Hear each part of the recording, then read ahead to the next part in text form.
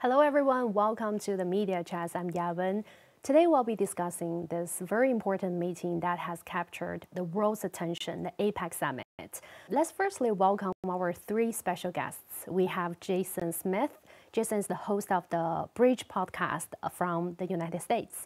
And also we have Maria Sanhueza. Maria is a journalist from Chile, and also she's a commentator. We also have Bo Siwattra. Siwattra is a journalist from Thailand. The Asia-Pacific Economic Cooperation meetings, or APEC, are taking place in San Francisco this week. Leaders from 21 member economies, including major players such as China, United States, Canada, Japan, Australia, are gathering to discuss ways to enhance cooperation, trade, and economic growth across the Pacific region.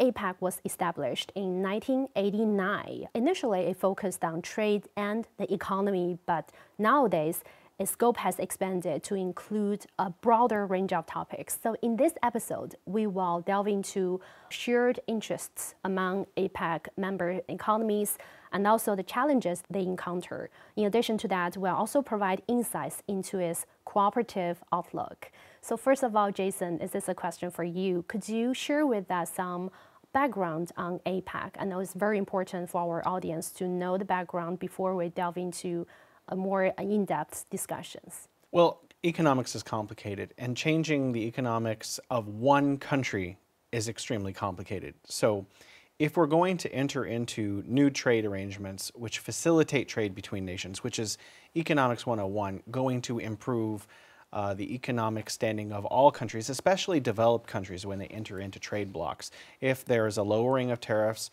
and an increase in trade, that increases the wealth of all recipient countries. In less developed countries, this tends to be less true. And so let's just look at the United States, for example, my own country. I'm familiar with the internal politics. If we want to change a single policy in terms of the United States international trade, that requires at least two parts of government to agree on that. So the House and the President, for example, need to pass a law to change that. So obviously they're not going to just do this unilaterally. So what needs to happen first is dialogue and discourse. And APEC is essentially a discourse forum, a forum for discussing economic possibilities.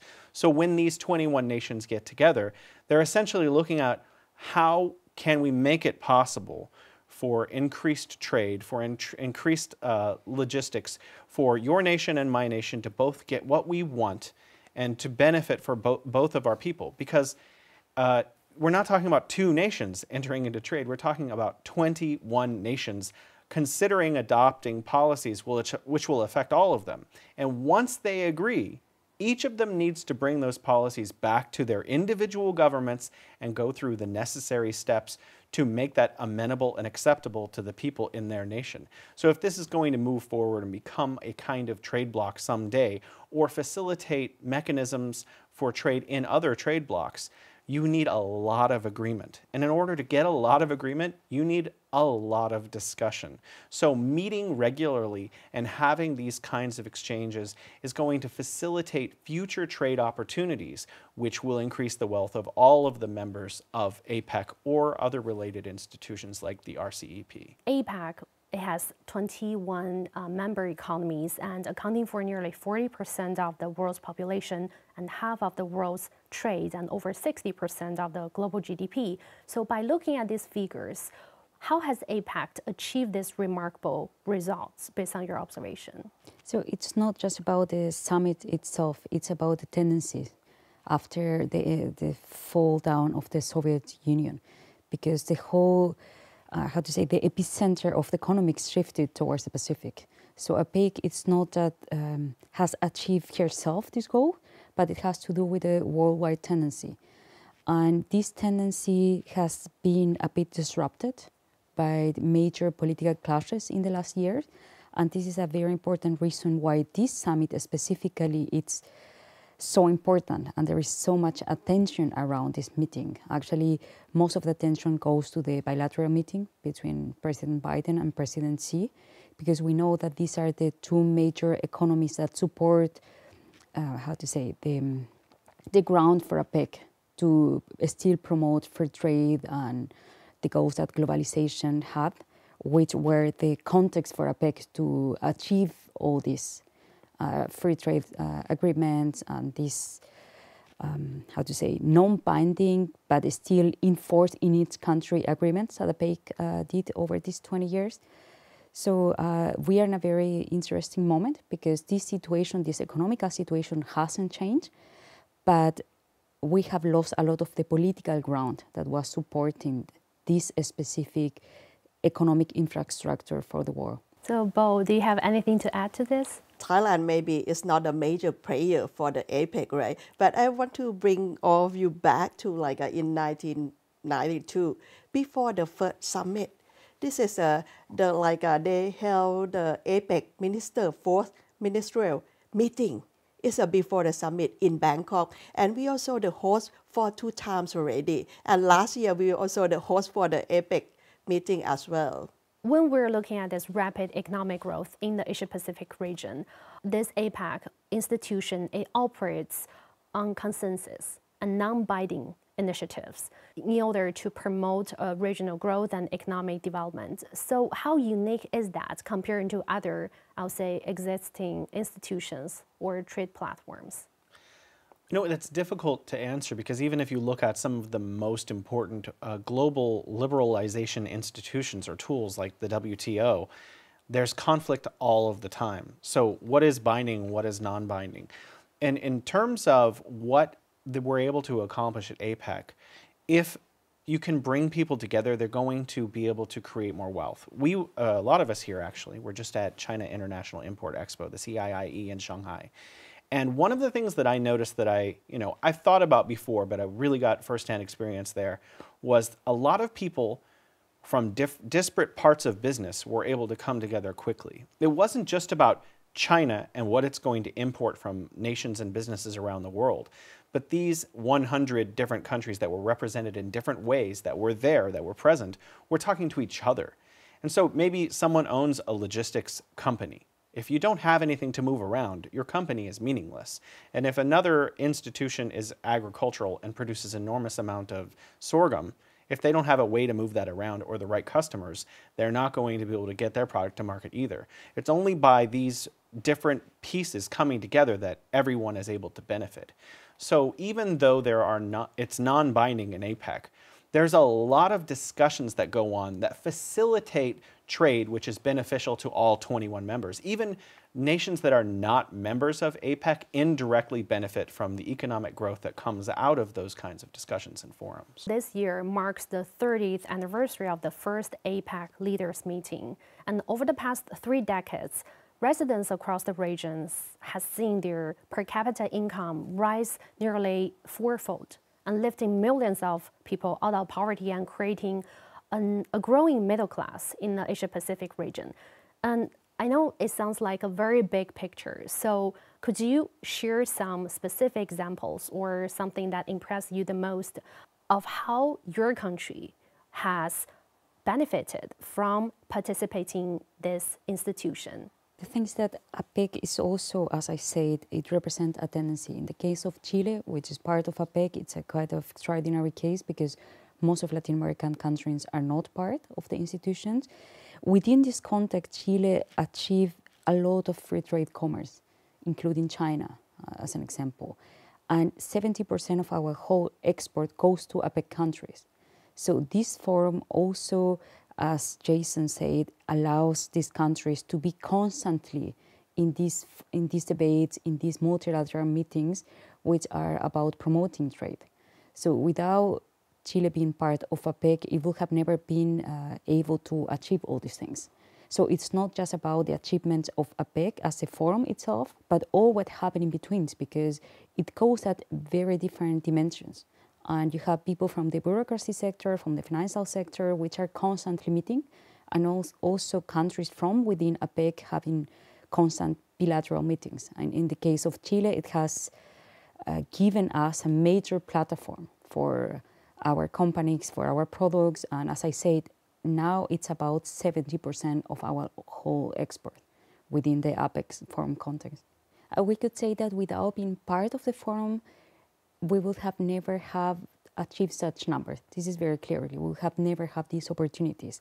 But it also goes in different directions. So being part of APEC also implies to be part of other different instances, because we are in good trade relationships with APEC countries as well, because of participating in the forum, exactly, with China, with Japan, also with some other Pacific located countries, obviously, but mostly with economies that can also take in our products.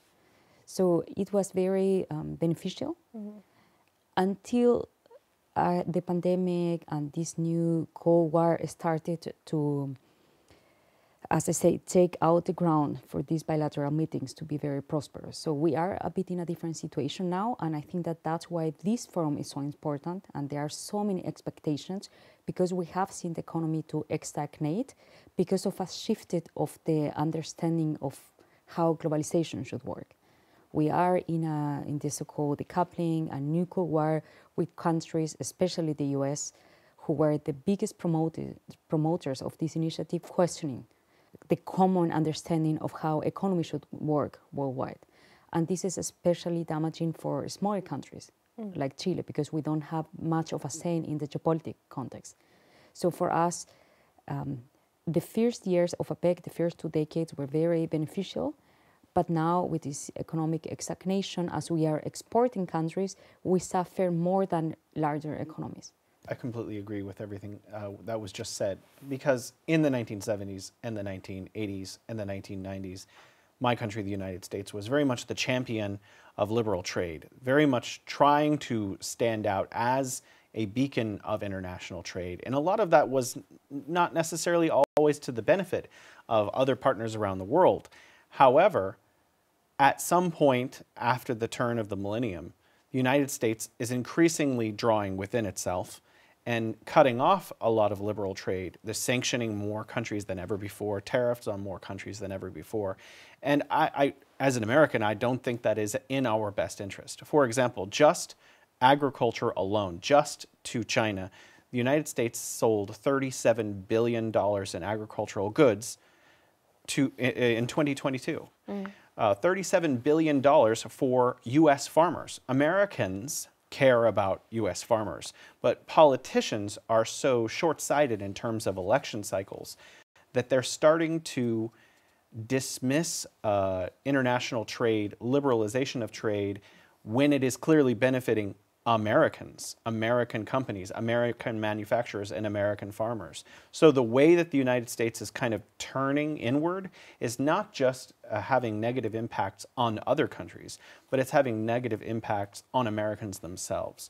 So I think that the United States needs to return to the place that it was in terms of foreign policy on trade 20 years ago, because it was in a lot healthier place, that it was developing better for countries around the world, but also for the United States of America as well.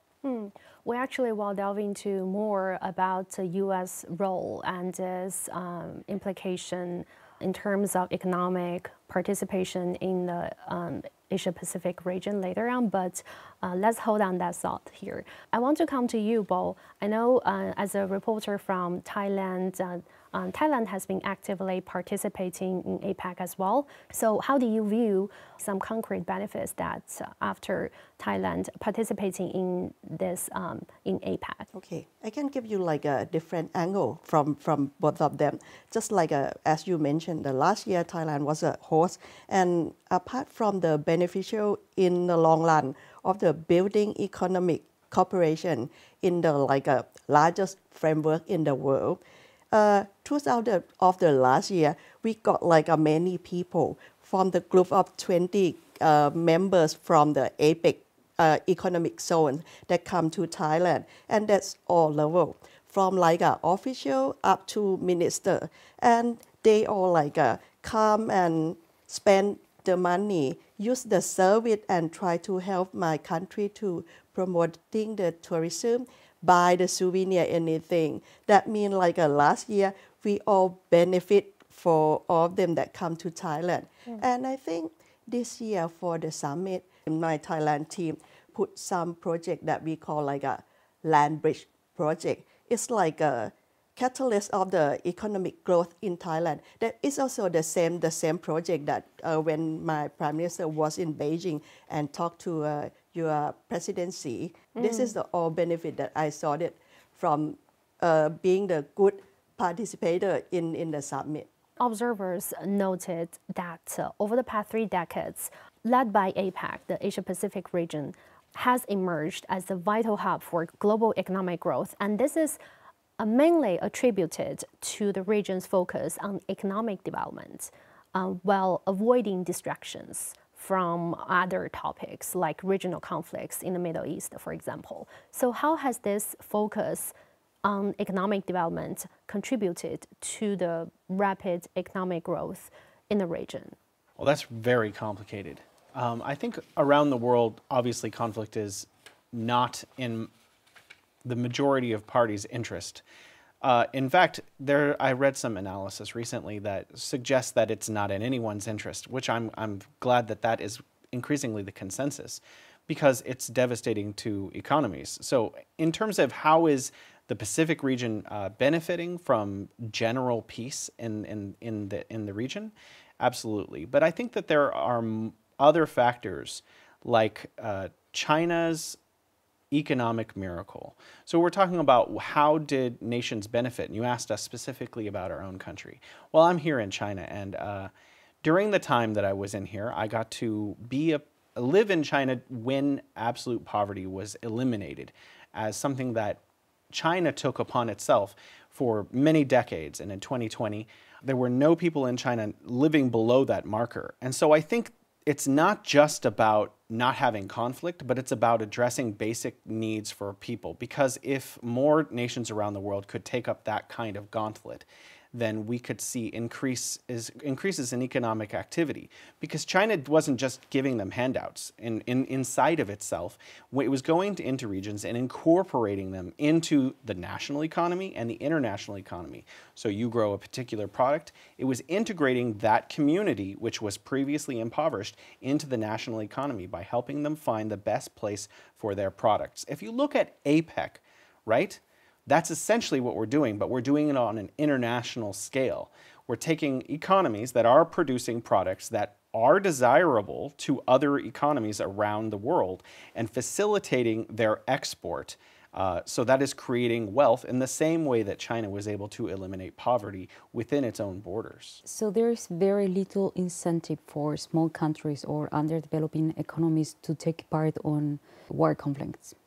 And this has been the tendency since 1989. For instance, Chile has not taken part in a war since about 200 years. And this is the reality of most countries. So I think that this APEC is taking place in a very special moment, because as the world has become multipolar, which differs very much from the origin of this forum, there is more and more discontent about global conflict.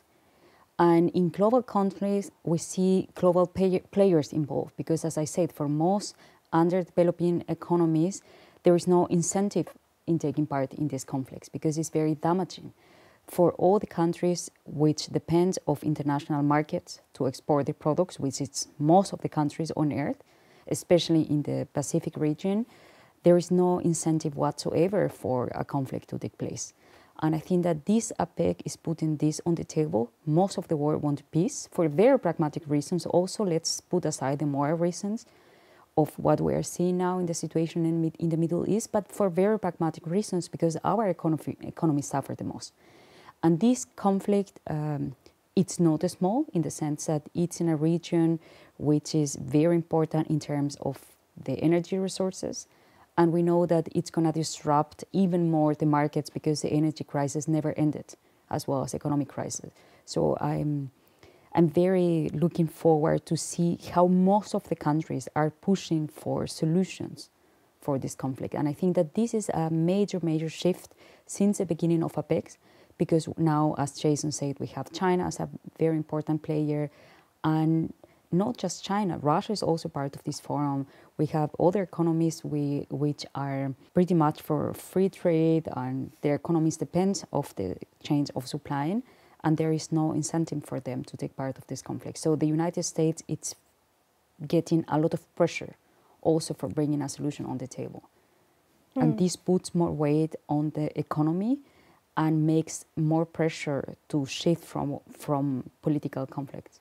We know this year the U.S. proposed the 3 priorities at the APEC: interconnection, innovation, and inclusion. In which sectors do you see further potential for cooperation among nations?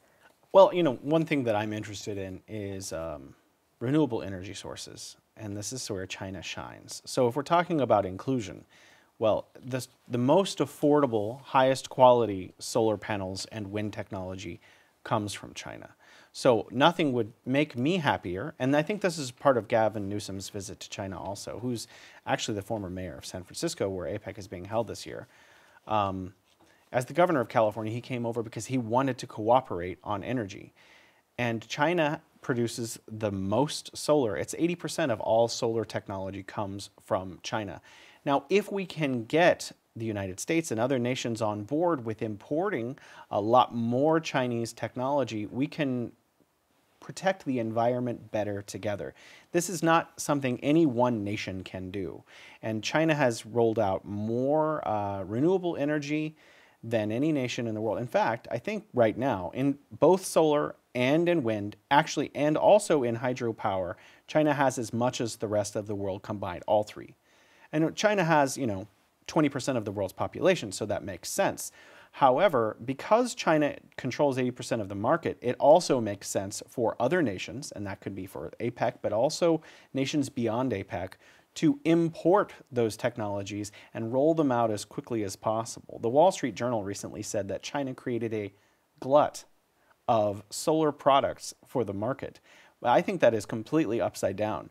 Rather, we should look at it as China has created the conditions to begin abandoning fossil fuel emitting technologies.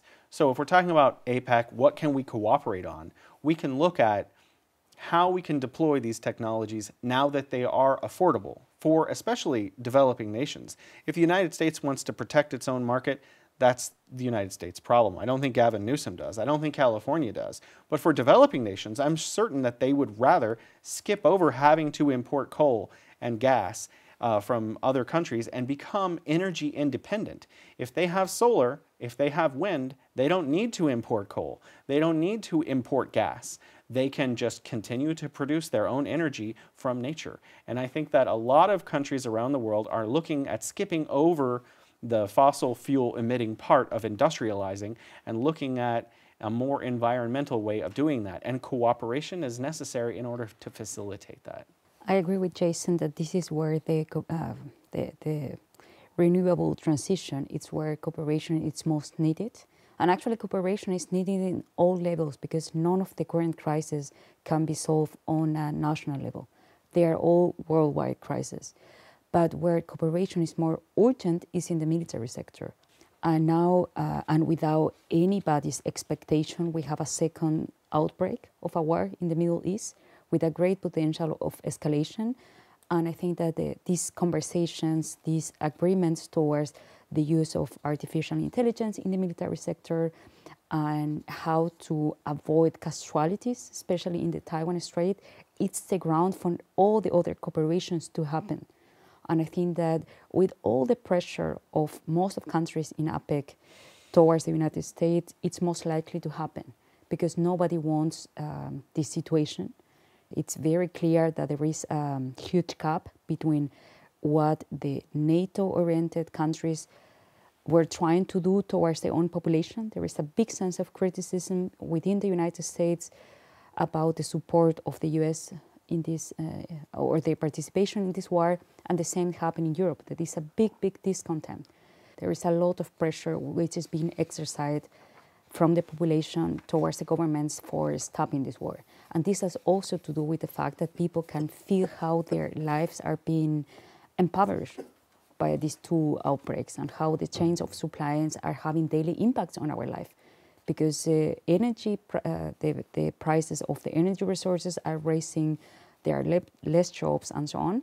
So I think that APEC could set up the ground for these conversations to happen and hopefully to have a more stable climate after these bilateral meetings between China and US. I think that this is where we should have our expectations, because without this being achieved, there's little which can be achieved on the other dimensions. I do notice there was a recent report released by APAC Regional Trends Analysis, and it says that economic growth in the APAC region is showing signs of improvement, with expected growth of 3.3% this year compared to 2.6% last year. However, it also pointed out that the future trade in APAC is clouded by geo-economic fragmentation and the accumulation of trade restrictive measures. So what are your guys' thoughts on the report's trade concerns? In my country's case, in the United States, I think that is apt. It's a perfect description of the direction that the United States has taken, again, with sanctions and with tariffs. And so I think the United States is also beginning to realize, especially the people, not necessarily some of the politicians, that this is not to the advantage of the United States. So, for example, the United States sanctioned some technology companies in China to prevent them from innovating. Actually, it's ironic that they say innovation is one of the pillars that they want to discuss, because then China was able to out-innovate those sanctions, and now we have the new Huawei Mate 60 Pro phone, which I'm going to get, by the way. I haven't gotten one yet. My wife won't let me, but I'm getting one soon. Not just because it's a great phone, and it is, but because I think that this is going to be in a museum someday, is when people really began to realize that China is incredibly capable of innovating. China has more STEM majors than any other major nation. But in terms of the United States, a lot of its trade, I mean, it used to be, until about a year ago, that China was the United States' #1 trading partner. That has shifted to Mexico. But what's really interesting about that is a lot of the goods that China was exporting to the United States are going as unfinished goods into Mexico, where they're becoming finished goods and going to the United States. So if we look at it that way, China is still infinitely important to the United States market. And if we're talking about reaching consumers, so the United States population is about 340 million people. But in terms of, middle-class consumers who are able to just buy luxury goods, we're only talking about 200 million people. But in China, the middle class is actually about 500 million now. So the largest and most important consumer group in the world now is in China. So I think all the APEC countries are looking at Chinese tourists. It's not just US tourists like it was in the 1980s or 90s.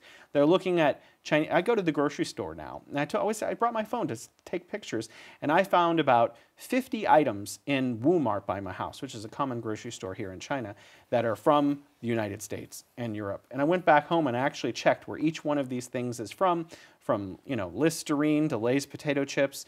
And it's infinitely important for the United States to have excellent trade relations, not just with China, but all of the rest of the world. It's good for Americans. So in terms of the world becoming fragmented, a lot of the fragmenters of the global economic order need to look at their own position and realize that this is not in their own best interest. Yeah, this is exactly what I was saying. People are realizing that it's not in their interest, and there's this huge gap with the population's interest and what the governments are representing.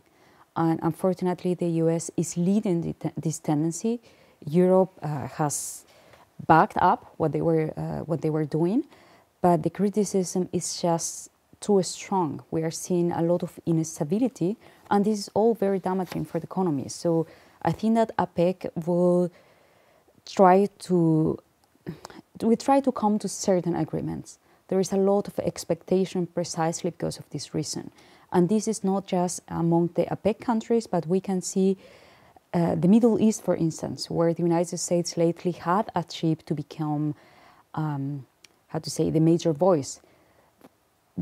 They don't have the power they had before in other wars that had a very similar dynamic to decide the fate of these countries. A lot of countries are trying to detach from their influence because they see it's damaging for their own economies. So even if they want to enforce this narrative, they don't have the same space they had in the past, because Saudi Arabia now has become very critical, the Arab Emirates, and so on and so forth. So there's a major criticism because of this fragmentation is disrupting the economy. And we have already seen a lot of consequences from this. And if we don't make major shifts now, it's going to be deepen and deepen, and the world is just not prepared for this. We couldn't even discuss the benefits of different type of economy. Unfortunately, most of the countries are export-oriented, and they cannot shift their economies in 3 or 4 years. So this has meant a lot of poverty. Latin America, for instance, went back 30 years in poverty. So now we are at the level that we were 30 years ago, which is terrible because a lot of people, millions of people have fall under the poverty line, which means they have nothing to eat. This is the kind of poverty that we are talking about. And Europe, incredibly enough, because it's also a very important economic zone, has a similar fate. A lot of people has already fall under the poverty line. They are food insecure and energy insecure. So there is a lot of pressure. And I think that this expectation towards the APEC meetings are fair because there is too much pressure for this bilateral meeting to come out with certain agreements. What steps might APEC member economies adopt to handle with this kind of situation? So APEC herself doesn't have the power to make agreements on that regard because we are talking about a political situation. But as this is the first time that President Xi is visiting the United States, I think these conversations about the use of artificial intelligence and the military talks are reestablished. And I think that with that, we have a better ground to all the other economic agreements because we are talking about the epicenter of APEC. If there is no geopolitical security in the South Pacific, there is no point for APEC even to exist. So this is the most urgent thing. And most likely this is going to happen. And in that sense, I think that these expectations are fair. And all the other countries, as I said before, they are making pressure for this also to happen. Because without this, there is no ground for APEC to exist. All this trade goes within the Pacific, specifically within the South Pacific. This is the area where most of the population of APEC countries is, most of the trading is happening, most of the world, and so on and so forth. So another focus of discussion between China and US at this year's APEC is the regulation of potential risks posed by military use of AI. So how important is it for the world's first and second largest economies to establish guardrails for military AI and to limit the use of AI in autonomous weaponry? Well, this isn't really my field, but I do read on it some, and my concern is the same as most common people, that AI is an extremely unknown element, and the danger that it poses is greater than most people realize. And it's not just because it might become self-aware. I think that's something people misunderstand. Humans using AI to accomplish unbelievable feats can be very dangerous. I don't want to get too controversial here, but let's say most people who are capable of making certain kinds of devices would not do so. But AI can potentially make it so that anyone can make a very complex weapon. And that is extremely dangerous. And it's not just the military that we need to be concerned about, but AI in terms of the access by the general population can also be potentially extraordinarily dangerous for human civilization. In this situation, we have already 2 conflicts with the potential of escalation. And we have the most important, which is in the Taiwan Strait. So it's not the use of artificial intelligence. It's very important because it can provoke unforeseen situations. And this can end up in a confrontation. So this is why this talk is so important, in order to avoid a third focus of conflict directly between the 2 major powers. So this is what about. It's not just about what the use of artificial intelligence can mean in terms of the possible risk and so on and so forth, because it's not really tested out, there is no regulation, there is no international law when it comes to the use of artificial intelligence in the military field, but it's more about avoiding a third focus of conflict in the time where this bilateral relationship at the lowest, and the Taiwan Strait is highly militarized. We know within the APEC member economies, there are big countries and smaller countries, and in terms of size and its economic body, in terms of their GDP volume. So obviously there are economic disparities among countries. So what joint efforts do you think have been pursued or should be in place within the APEC to address economic disparities and facilitate this inclusive growth? Well, I don't know if APEC is necessarily the exact right forum to discuss some of the tools that could be deployed, but I think it can be, so we can address it here. Favorable trade status with nations who have less developed economies can be crucial. I mean, China enjoyed a great degree of favorable trade status with the WTO, arguably, that had a tremendous effect and amplified China's ability to grow effectively for quite some time. So looking at the development of an economy and giving it special rights and privileges within a trade bloc or within the formulating of economic policies within this forum can potentially help alleviate some of the strain there. However, I think there are other forums like the Belt and Road Initiative that might be better at addressing some of these discrepancies right now. Yes, I think that Chile is a very good example of that because we were about to be the hosting country of APEC in 2019, where a major uprising took place in the country because of the inequality. This was a major reason. Chile is a very unequal country, and every time an APEC summit was taking place, there are major demonstrations against APEC because people associate free trade with the inequality of the country, which is not one-to-one, and most likely it's not the forum who is going to solve these situations because it has to do with the structural problems in the country. And in that sense, I agree with Jason that other type of forums like One Belt, One Road or the BRI initiative have a much greater potential because it's about investment in the country. It's not just about trading. It's also about many other dimensions of cooperations. But being part of APEC also gives smaller economies, like Chile, we just have 70 million people in the country. It's a very small country in comparison with others, to be on the table and still to enjoy a modest but consistent economic development.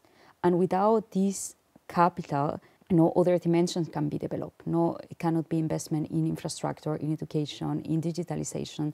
So unfortunately, there are not better alternatives at the moment. China today, as the world's second largest economy, it has constantly played an active role within the APEC platform and also the Asia-Pacific Economic Cooperation. So with APEC and also with the Belt and Road Initiative and other cooperative platforms, how do you view China's role and its efforts within APEC?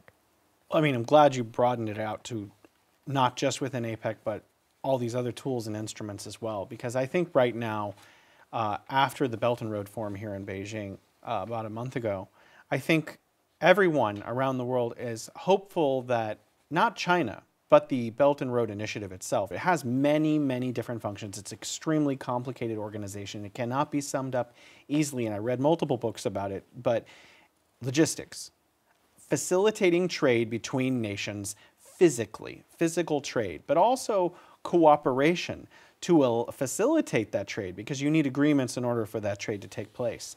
And this is something that China has been leading on. Although the Belt and Road Initiative belongs to all of the members, China has been going around the world and offering very low interest loans, sometimes 0% interest, sometimes 2% interest, to build ports, to build airports, to build rail, to outfit trains so that they can move across rail, which is not compatible. For example, if you're going to move from West China's Xinjiang into Kazakhstan, you're immediately going to find that the rail in Kazakhstan is not the same gauge as it is in China.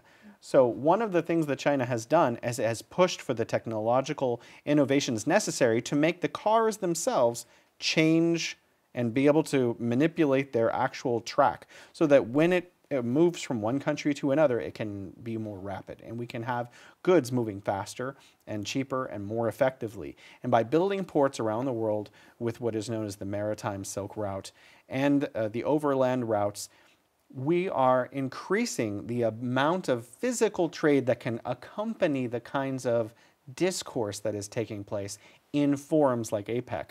And the physical infrastructure is necessary to back up these kinds of agreements that we're coming to in forums like APEC that is taking place now in San Francisco. So Maria, we talk about China's role in the Asia-Pacific region, and U.S. is also a major player here in the Asia-Pacific.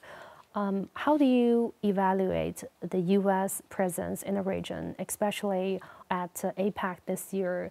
The country is promoting its Indo-Pacific trade deal within the APEC. So what's driving the U.S. to do so, and what's its main purpose to do so?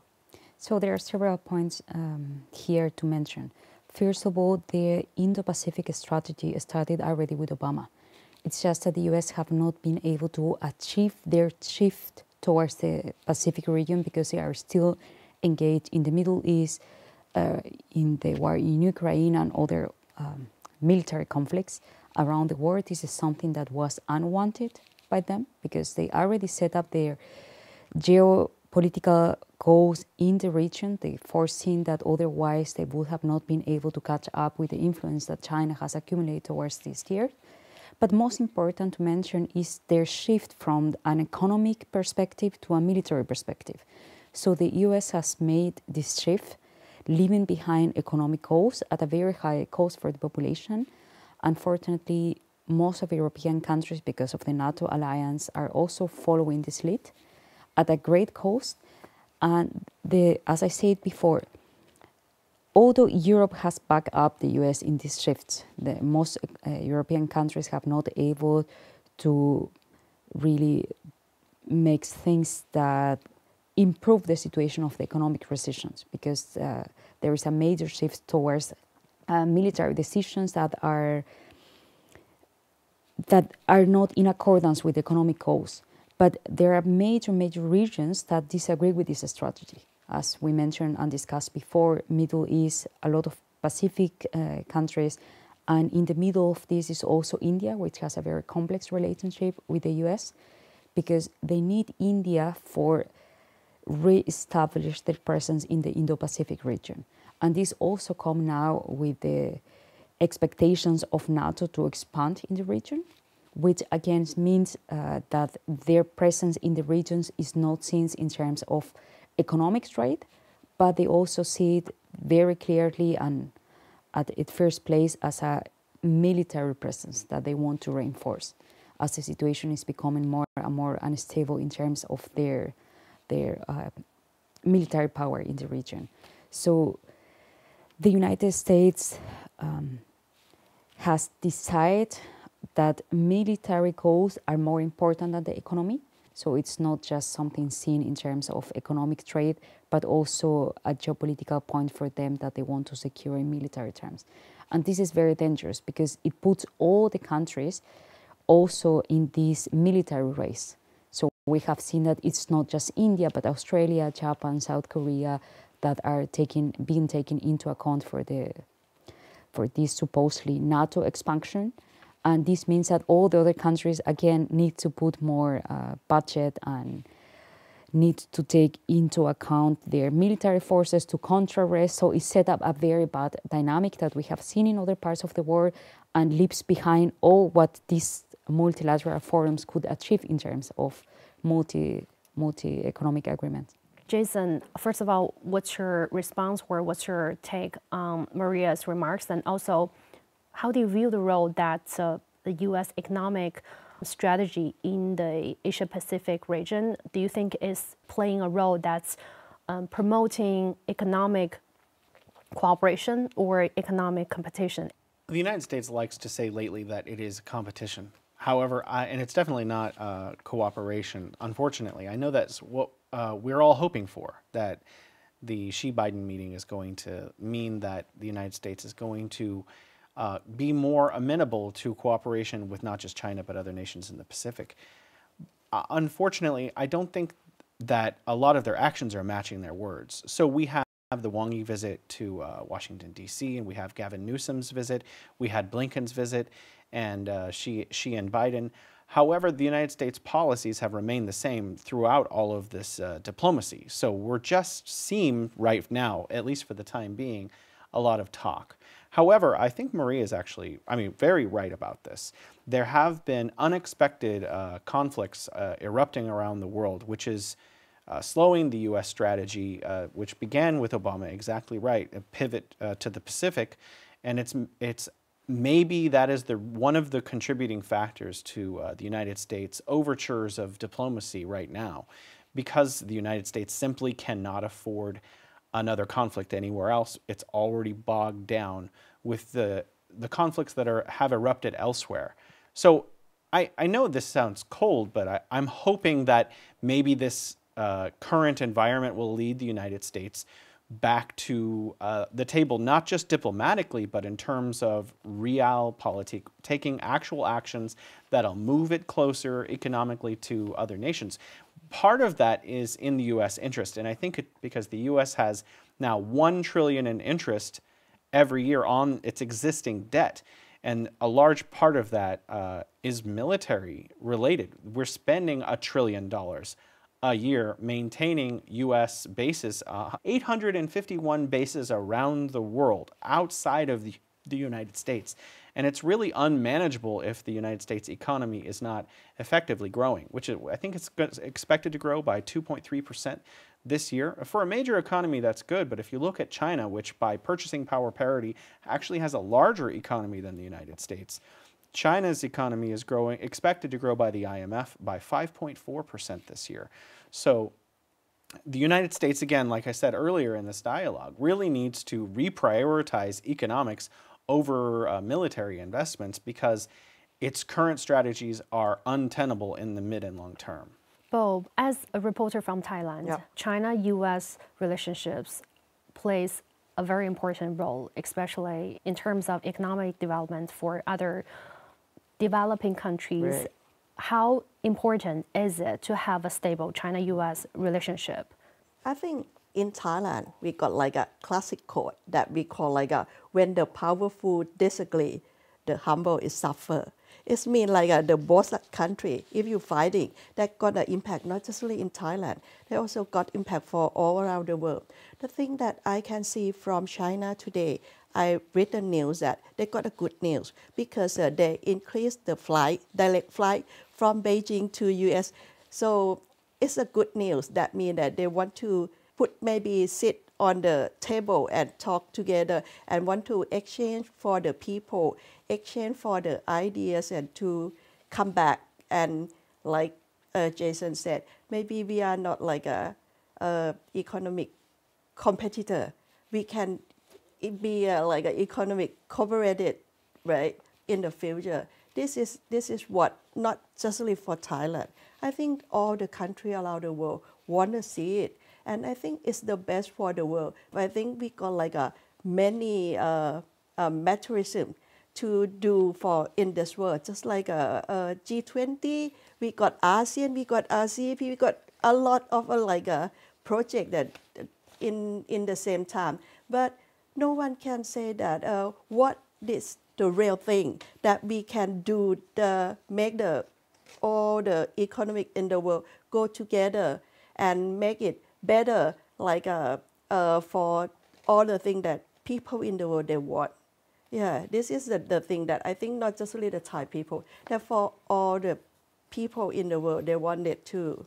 What you just said remind me of this saying, like when elephants fight, the grass gets trampled. Yeah, that's right, that's right. Looking forward, what are the prospects for APEC in shaping regional and global economic landscape? And also, how will APEC contribute to regional stability and prosperity? Well, it's always that increased trade is not just good for right now, but it's actually good for peace. And I think that's something that's coming out of the conversation that everyone wants to see. Everyone around the world wants everyone else to be getting along because this is better for everyone. Conflict is not in anyone's interest except ideologues. So really, if APEC can increase trade, the likelihood of conflict actually decreases. I can't remember which prime minister, but I read a prime minister from Thailand who actually said this in a book about BRI. And that's where I really began to really internalize this idea. And the idea is basically like, if the United States has 13,000 KFCs in China, right? 731 Hiltons by 2027, 6,500 Starbucks, and hopefully 9,000 by 2027. And you know, there's 50 brands at the grocery store that I can find that are from the United States and Walmart, and $37 billion in agricultural goods going to China. I think it's not going to be in U.S. interest to have conflict.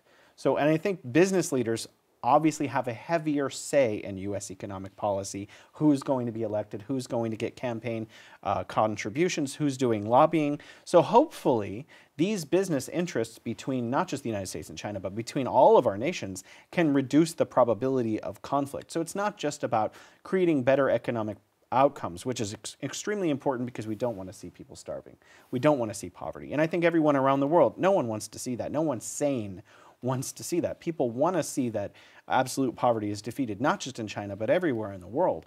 But also ending conflict, maybe by integrating our economies more and more and more through institutions like APEC, we can reduce the probability of there being conflict. I think that Jason pointed out something very important because we can see this this lack of coordination between two different kind of industries. One, the agro sector, the industrial sector is the same in Europe than the US.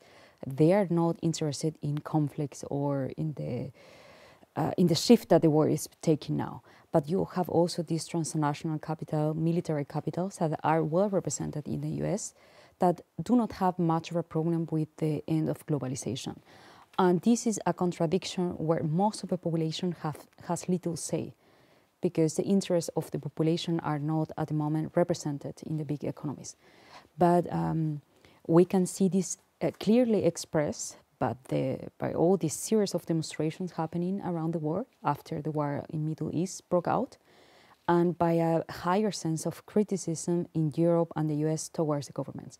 So it's not that nothing can be achieved, and when it comes to APEC, unfortunately, it's not a political forum. But as within the context of APEC, this bilateral meeting, which is so important for this to change, or at least to start to change, to set a ground for the US and China relationships to take over again. I agree with two of you guys, and then I want to add something like I want this summit to be like the first start for at least the fair competition for all the countries in the world. Fair competition. Fair competition, yeah. Very well said. Well, thank you so much, Jason, Maria, and Bo, for your great insights on this APEC summit. And so that'll be it for this